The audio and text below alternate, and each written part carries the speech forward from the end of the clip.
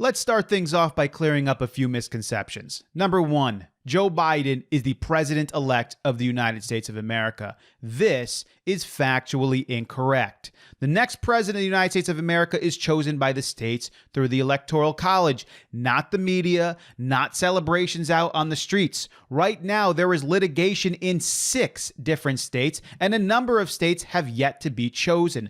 Therefore, there is no president-elect of the United States of America, even though the media is trying to drum it in everyone's head. Next misconception, there is no way that Donald Trump can win the presidency. This is also factually incorrect. Matter of fact, if you want to make a bet on President Trump right now, the odds are 10% that he will win this thing. So if you want to put $10 down, you'll get paid $90 back. If the betting odds are 10% that President Trump will win again still as of today, you know something is up. Now, before I share with you the ways that President Donald Trump can still win this election, let me share some interesting information with you about bellwether counties and states. They have a very high percentage chance of actually choosing the correct candidate.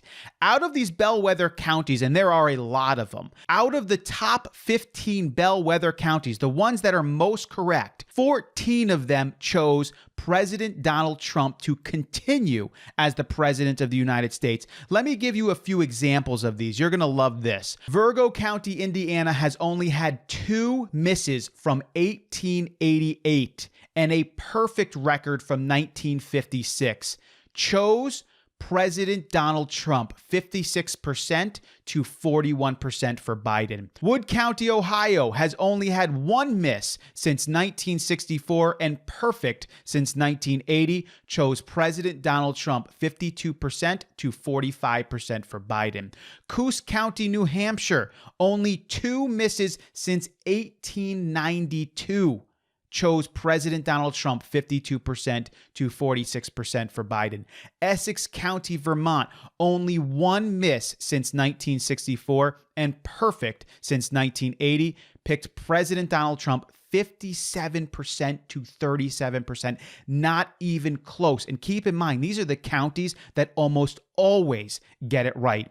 Juneau County, Wisconsin, only 1 miss since 1952 and perfect since 1964. Picked President Donald Trump, 8,749 votes to 4,747 votes, not even close. Sawyer County, Wisconsin, only 1 miss since 1952, perfect since 1964. Picked President Donald Trump, 5,883 votes to 4,494 votes. There are many more examples of bellwether counties that chose President Donald Trump over Joe Biden. Now, to be fully transparent, there are some bellwether counties that did choose Biden to beat Trump. However, the most reliable of the bunch, out of the top 15, 14 of them picked President Donald Trump. Now let's move on to the bellwether states, because there's a number of them in the U.S. that generally choose the next president of the United States.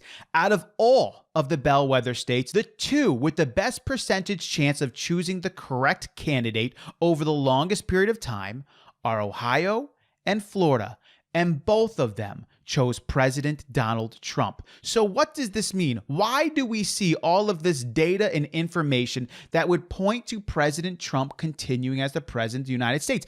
In fact, many would call this an anomaly. When you see something like this, it should raise up in your mind that something is wrong. And in fact, something is wrong. We pointed out a big problem yesterday when we said that Joe Biden got 75 million votes, over 6 million more than the most popular presidential candidate in history, Barack Obama, who had a massive following. So this leads us to the top 3 ways that President Donald Trump can still win this election. Now, I know you've heard of many of them, including the fraud and corruption that's out there, like individuals who are dead who are voting, people from different states voting in other states, poll watchers not being close enough to be able to see the ballots and determine if they're correct or not. The 3 ways he can do it are this. Number 1, there is a software code or algorithmic problem with the voting machines in multiple different states. And this is what I mean. There are individuals behind the coding of these voting machines, the software and the algorithms that go into calculating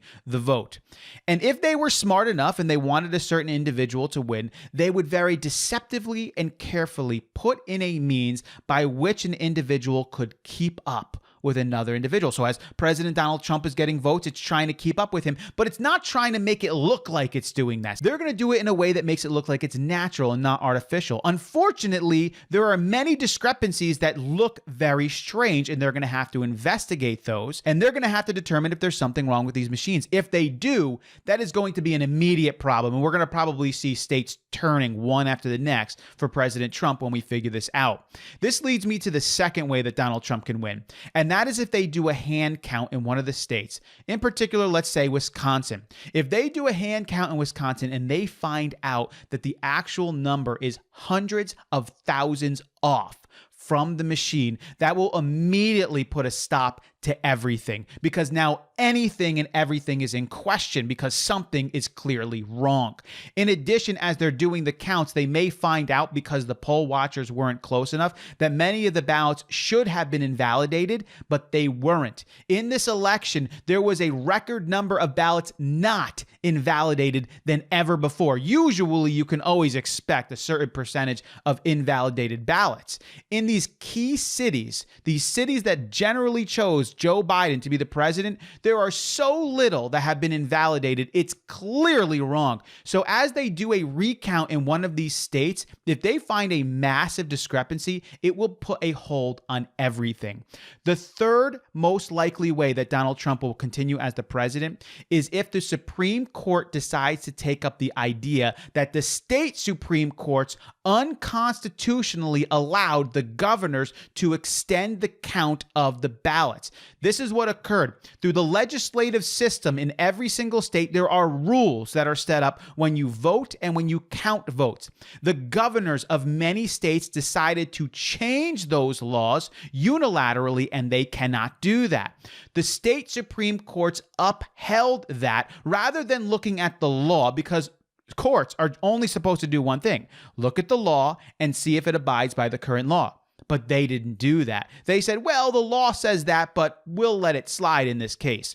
If that goes to the Supreme Court and the Supreme Court determines that those state courts made an unconstitutional decision, there will be hundreds of thousands of ballots that will be thrown out, and probably 70 to 80% of them have been given to Joe Biden across the board. Right now, there is active litigation going on in 6 different states in the U.S., and the litigation includes the things I just told you. I hope that these things are investigated with the diligence that they deserve. And with that said, I am sick and tired of hearing the media say that there is no evidence of widespread fraud or corruption or any issue with the election right now. If they said that to me, my response back to them would be, have you investigated this? Who have you sent out to investigate? Which journalists have you sent out to look at this? They care more about whether or not Melania is going to divorce Trump in the next 6 months. That's what they're doing. There's a little bit of a leak about that, and that's the thing that they cover. Oh, there's discrepancies with the election ballot numbers? Let's just say that there's no examples or evidence of any fraud going on. Let's find out how Joe Biden and Kamala Harris, who is probably the most unliked vice presidential candidate choice ever, won 75 million votes in the United States. Let's find out how 14 of the top 15 bellwether counties in the U.S. chose Donald Trump. Let's find out how the top 2 bellwether states, Ohio and Florida, chose Donald Trump. Let's find out how there was a mass movement behind President Donald Trump. Enthusiasm like has never been seen before. Over 70 million votes for this man. And Joe Biden wins. I can't wait to actually find out, and I hope that the investigation is real and it's diligent, and they give it the due process that it deserves. This thing is far from over.